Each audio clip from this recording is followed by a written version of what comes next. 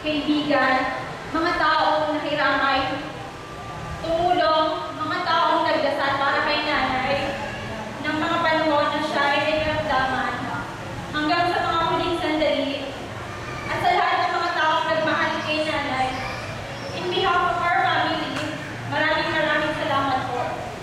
Sa dami po ng nakiramay ngayon, nagpapatunay lamang po na si nanay po ay napakabuting tao.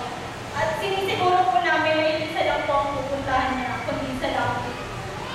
Kaya ulit po, maraming salamat po sa lahat ng nakiramay.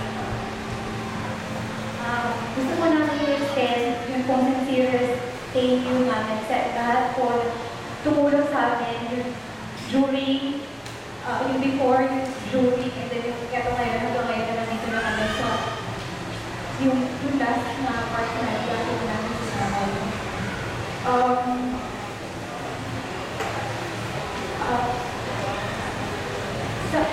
Hindi ko alam kung paano, basta ang sabi ko lang, sabi nga ni Gatela, huwag ko mag-alala, kaya namin to, mahal na mahal ka namin, hindi ka namin makakalimutan, hindi ka namin kailangan pahabain, dapat namin sabihin, dahil alam mo, kahit hindi namin sabihin na nararamdaman mo na mahal ka namin. Sana, kagaya ng sabi sa gabi, baunin mo yung 4 na P, yung 3 P na pwede namin ibigay sa'yo. Unang P, yun pong pag-aon. 9, baunin mo yung pagmamahal na binibigay namin sa inyo ngayon. Baunin mo yung dasal na araw-araw namin sasabihin kahit wala ka na.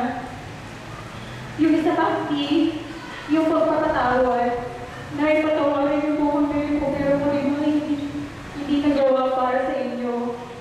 Kung meron na dito sa harap namin ngayon na may gustong sabihin at papatawad kay nanay, alam namin na pinatawad na niya tayo. Yung last po na P, yun po pasasalamat. Nagpapasalamat kami kasi hindi kami magiging ganito kung wala pa. Alam mo yan, kung wala pa nung bata pa kami, kung yan lagi tumutulong sa amin. Ngayon, hindi ko alam, hindi namin alam kung saan kami magsisimula. Pero, sa'yo pa rin kami mag-unang magsisimula. Sa'yo kami kukuha ng lakas para ituloy pa rin natin yung nakasanayan namin. Dahil huwag mo kami makalimutan, mahal na mahal